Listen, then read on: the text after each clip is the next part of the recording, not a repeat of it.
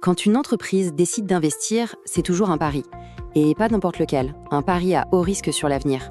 C'est le genre de décision qui peut construire un empire ou le faire couler. Ça définit vraiment la trajectoire pour des années. Et voilà, cette phrase dit tout, non?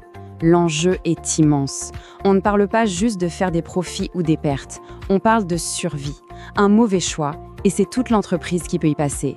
Alors, comment est-ce qu'on s'y prend pour faire ces choix cruciaux? On va décortiquer ça en 5 temps. D'abord, on va voir pourquoi c'est un pari si important. Ensuite, on apprendra à parler le jargon de l'investissement. Puis, on ouvrira la boîte à outils des analystes. On verra aussi le casse-tête de quand les outils ne sont pas d'accord. Et enfin, on regardera ce qu'il y a au-delà des simples chiffres. Allez, c'est parti. Qu'est-ce qui rend cette décision d'investir si fondamentale, si vitale pour une boîte? Premièrement, parce que c'est souvent un choix sans retour en arrière possible.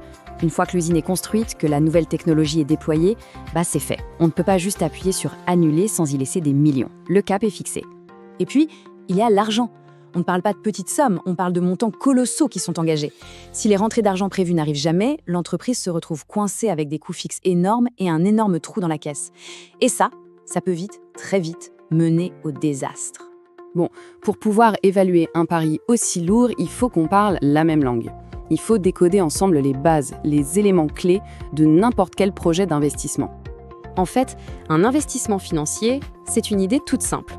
On met de l'argent sur la table aujourd'hui, avec l'espoir, bien sûr, d'en récolter beaucoup plus dans le futur. C'est vraiment le cœur du réacteur. Visuellement, ça donne à peu près ça.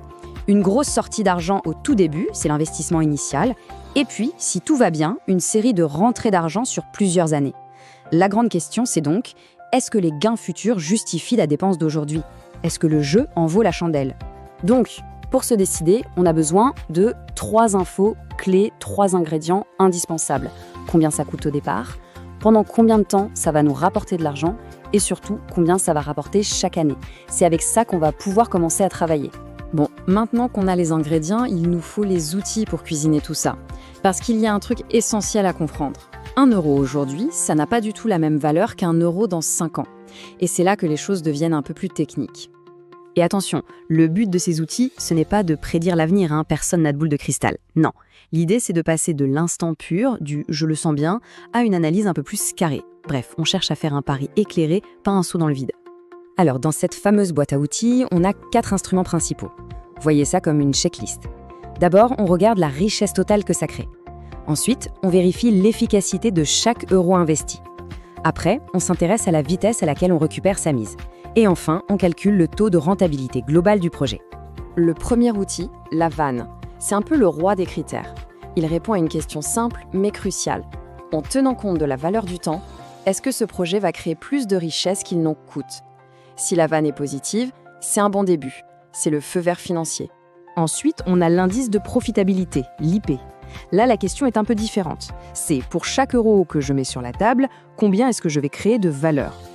Si l'IP est au-dessus de 1, ça veut dire que chaque euro investi en rapporte plus que 1. Alors attention, il faut bien comprendre les nuances.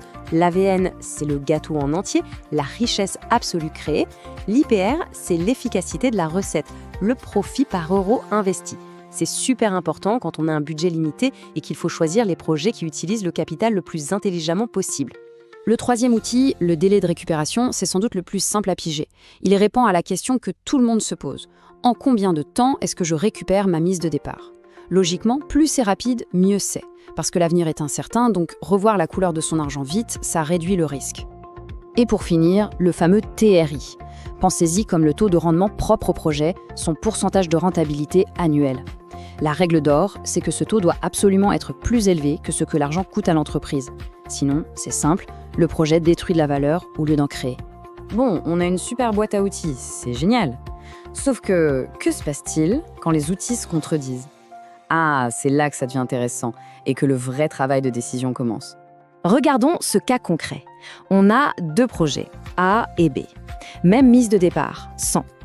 Le projet A, c'est la régularité incarnée, comme un métronome, 45 chaque année. Le projet B, lui, c'est un peu un diesel. Il démarre très lentement, mais finit en trombe. Alors, lequel on choisit? Et là, c'est la contradiction parfaite. Si on écoute la VAN, qui mesure la création de richesse totale, il faut choisir le projet B. Il est légèrement meilleur. Mais si on écoute le TRI, qui mesure le taux de rentabilité, c'est le projet A qui gagne, et de loin. Alors on fait quoi? Ça montre bien que selon l'angle d'attaque, la réponse n'est pas la même. Ce petit casse-tête nous amène directement à notre dernière partie. Et la conclusion, c'est qu'il n'y a pas de formule magique. Il n'y a pas un seul chiffre qui donne la réponse absolue. Il faut rester lucide. Ces outils sont puissants, oui, mais ils ont des limites. D'abord, on se base sur des prévisions de ce qui va se passer dans le futur. Et des prévisions, ça reste des prévisions, c'est incertain. Et puis, comme on vient de le voir, les critères peuvent pointer dans des directions complètement opposées. Du coup, ce qui compte vraiment, ce n'est pas tant le chiffre final à la virgule près. Non, la plus grande valeur de tout ça, c'est le processus lui-même. C'est le fait d'obliger tout le monde à se poser les bonnes questions, à chiffrer les hypothèses, à argumenter. C'est ça qui transforme une vague intuition en une décision réfléchie. Et ça nous laisse avec une question pour la route. Si, au final, tous ces chiffres ne sont que des paris éclairés sur l'avenir, qu'est-ce qui fait vraiment la différence entre une bonne décision et une décision excellente? La vision stratégique? La connaissance intime du marché? Ou simplement le courage de geler l'incertitude? C'est peut-être là que l'analyse financière cède la place à l'art de la stratégie.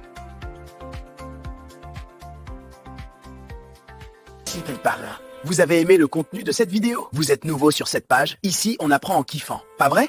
N'hésitez pas à liker, vous abonner à Mon Campus Online, activer la cloche de notification pour ne rien manquer et surtout à partager.